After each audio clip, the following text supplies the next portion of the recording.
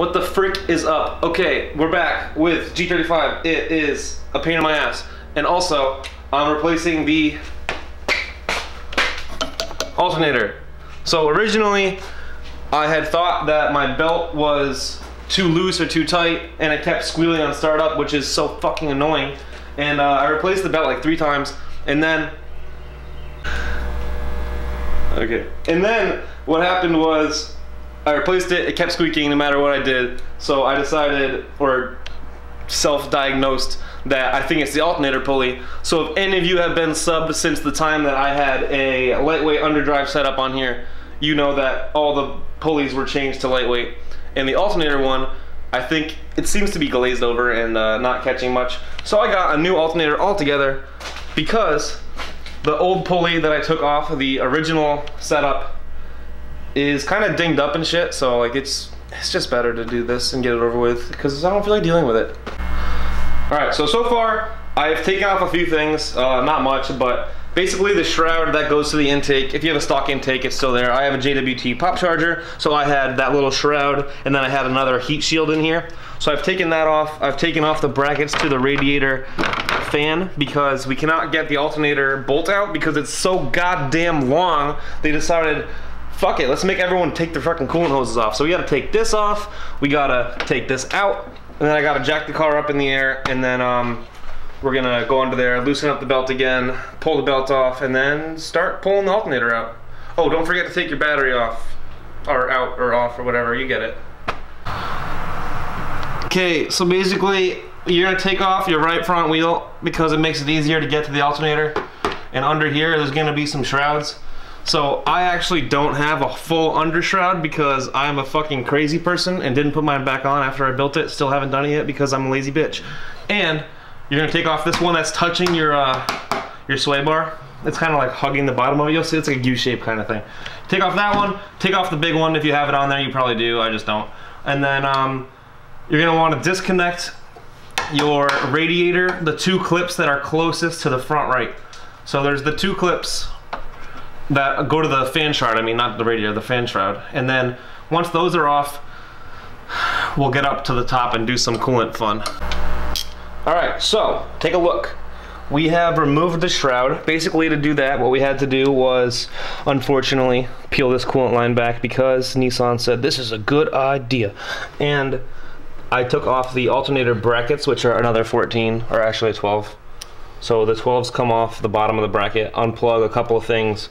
Right now I'm going to loosen up the alternator, pull the bolt out, and then from there it'll be a little easier to access the electrical part on the back of the alternator. So that's where we are. I just came also. This is the old alternator.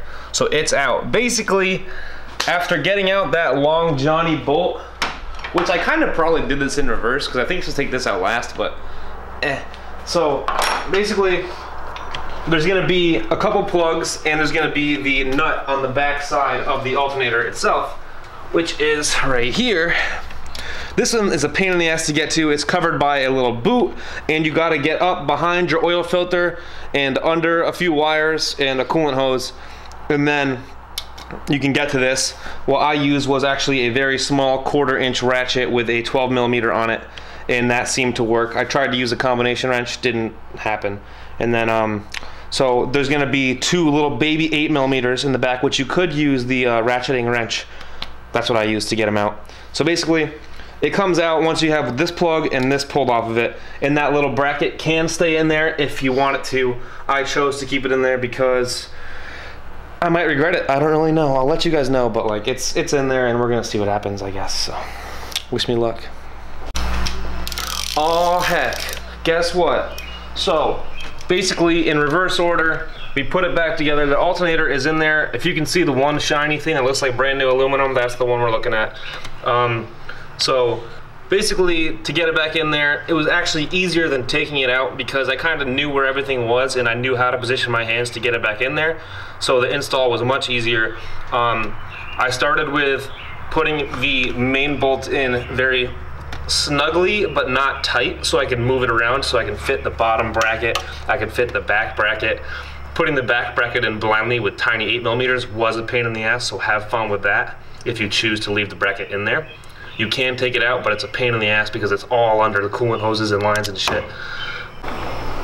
So basically, we're gonna get the idler pulley back in there. We're gonna put the radiator fans back in there, and then the belt will go on. Actually, you can put the belt in before the fan, doesn't really matter.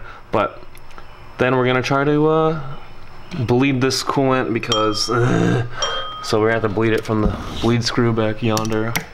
I believe that's supposed to be the highest point, even though right here is obviously the highest point. Thanks, Nissan.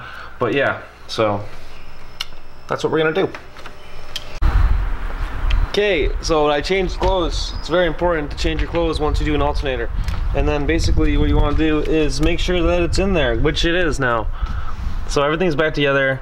Coolant's in there. We bled it basically with the Infiniti G35 350Z. A lot of the times you gotta squish this thing because it likes to get air trapped in there. And then the back bleeding hose there, the actual screw, pop that off. Basically I ran it, drove it around. It didn't overheat. Rad fans turned on, thermostat open, so we're not overheating, which is very cool. It didn't squeal on the startup. We're gonna start it right now just to see if it squeals, just for the content, honestly. So let's see what happens.